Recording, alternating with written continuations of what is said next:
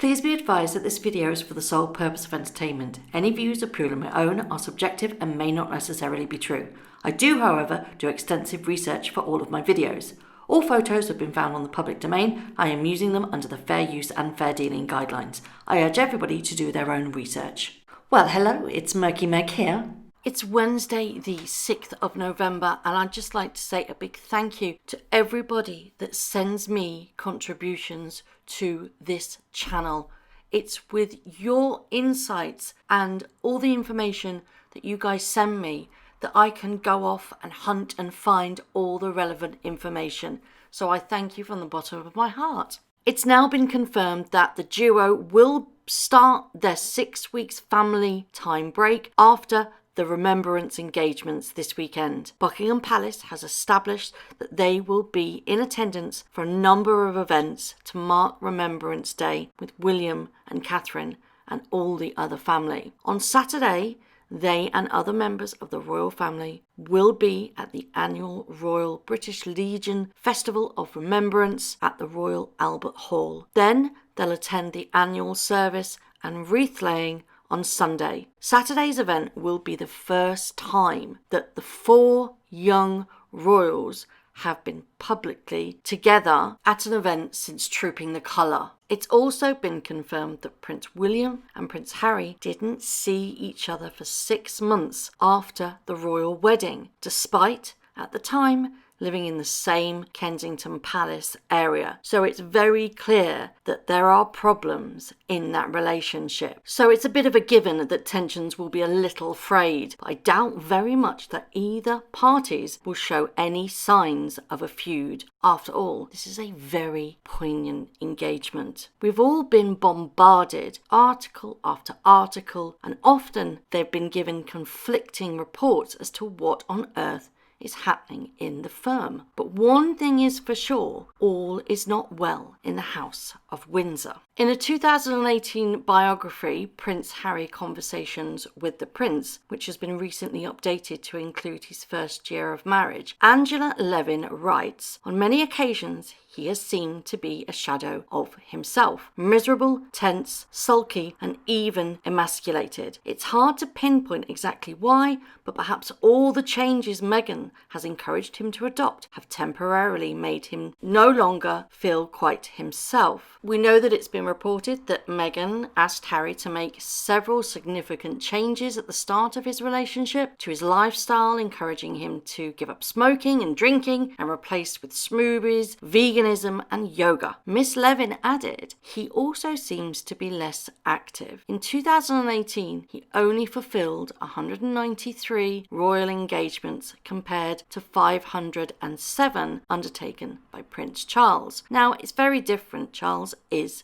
in line of succession to the throne. He's next in line. So that would make sense that he would do more royal duties. But even so, Harry is still a paid royal. And Levin also confirms that she's been told from an insider that both the Queen and Prince Charles are very worried about him. Well, we've known that. So many articles have come out from all sort of camps saying they are worried about Harry. Levin continues that someone who knows Harry told her he loved being in the army and has been a classic Jack the Lad. But now he doesn't want to say the wrong thing in case it upsets Meghan. But it's also been reported that Meghan is encouraging Harry to talk about the past and how it has affected him. It's no surprise that Harry is suffering because it's clearly etched on his face. Just look at the little breakdown at the Well Child Awards. That was just totally bizarre. But have you noticed that whenever he's actually not with Meghan,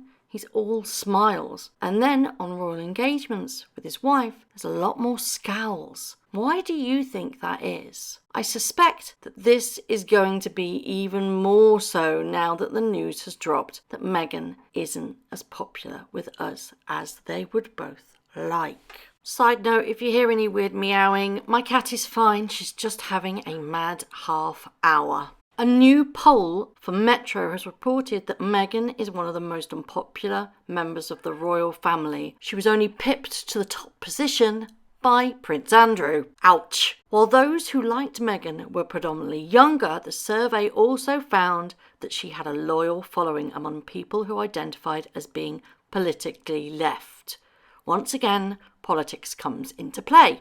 Despite the overwhelming show of support from 18 to 24-year-olds, the older group said that they didn't feel sorry for the Duchess after hearing her recent comments. Could this be why Camilla will be joining the pair when they visit the 91st Field of Remembrance at Westminster Abbey tomorrow? One can only hope that they respect the occasion and do not make it about themselves, as they are often prone to do. They are there to represent the monarchy, not themselves. Poor Camilla.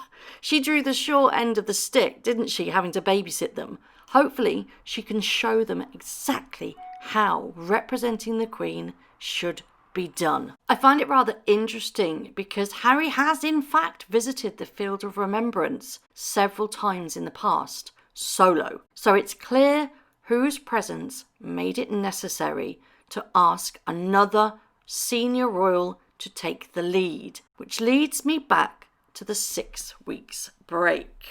Now, we're told that this will be a rest and time for family, but there are numerous sources saying that they will be doing a second documentary while in the States and that a camera crew will be following them. This info is yet to be confirmed, but could this 6 weeks break be a tool for building up a platform to expand their status and form new alliances? It's also been alleged that they will be paid for said documentary in the region of between £3 to £5 million each. Do you really think that is fair? Where will the money be going? We know that Meghan has very high ambitions, but is being a duchess the only one she wants to achieve? A new true royalty TV documentary is being released called Meghan for President, in which it states that she might be a formidable candidate if she ever decided to try it. Palace sources have quashed any speculation that Meghan, who still retains her US citizenship, would ever run for presidency. I'm not so sure. However, it does mean Harry would have to give up his royal status. I know it's far-fetched, but it's something that she very well might have her sights on. And you know what? She does have Hillary Clinton and Michelle Obama in her very little corner. So why do you think nothing is being done to curb the plummeting reputation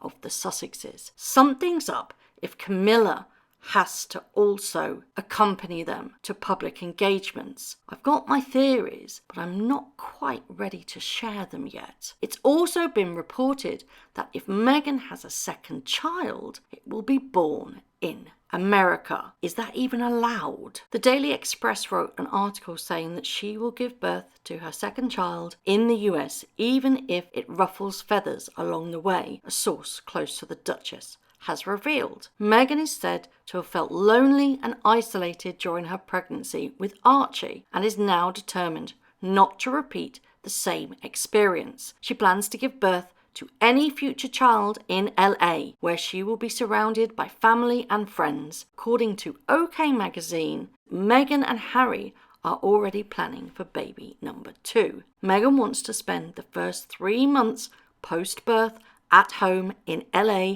with Doria and bond with the baby, away from prying eyes. Prying eyes. There hasn't been a single photo of Archie that she hasn't controlled. So God knows where this whole prying eyes are concerned.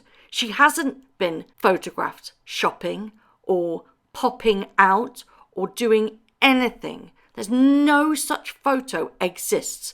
She has controlled everything. I read a very interesting article in the Asia Times which said that Meghan was her own worst enemy and in a royal hell of her own making. It said that Meghan has become one of the most vilified women in British media, not because they are racist or anti-American, but because Meghan has made the mistakes of thinking she matters. It's all about what Meghan wants, and it's all about blame, and it runs against the mission of monarchy, namely to be a cornerstone of unity and continuity, especially in these divisive times. She has riled senior royals, courtiers, and the tax-paying public with her attempt to trade off her status, often at the expense of the sanctity of the crown. She is confused, modernised with politicised, with the help of the American media, who have hijacked her high-profile image and manipulated Harry into liberal political business onto a global media platform. And you may have noticed that as her reputation started to wane, the A-list celebrities have been distancing themselves from Meghan. You have the likes of Kim Kardashian and Hillary Clinton piping up in support, or those that want to use the publicity for their own game. That's not true support in my eyes. It's game playing. But maybe that's what Meghan wants. So that's it for this video. Will you be looking forward to this weekend when we can see how all of the royals interact? It's going to be very telling, isn't it? What do you think about the poll on Meghan's popularity? Is it deserved? And what do you think about Camilla having to babysit? Do you think that it's needed and that they need some guidance when it comes to fulfilling royal duties and protocol? What about the documentary while on their 6 weeks break? Do you think that A, it should be allowed to be filmed, and B, should they be getting money for it? Or do you think Oprah's involved? I've not really thought about that one. What do you think of the stupid idea that Meghan may very well run to be President of the United States? Is it far-fetched? Do you think that this is her endgame? I've said all along, she wants him to politics. And what do you think of her having a second baby, possibly in America? How do you think that that will affect the royal family? And how do you think the Queen will feel if they demand that it happens? And finally, what do you think of the Asian Times article saying that it's all Meghan's fault? As always, please let me know what you think. Thank you very much for watching. If you've enjoyed this video, please hit that like button, hit subscribe, and hit that notification bell. I'd like to thank everyone who has donated to my channel. It's because of your kind generosity which enables me to release worthy and interesting contents. So I say thank you from the bottom of my heart. Once again, thank you for watching, and I'll see you very soon.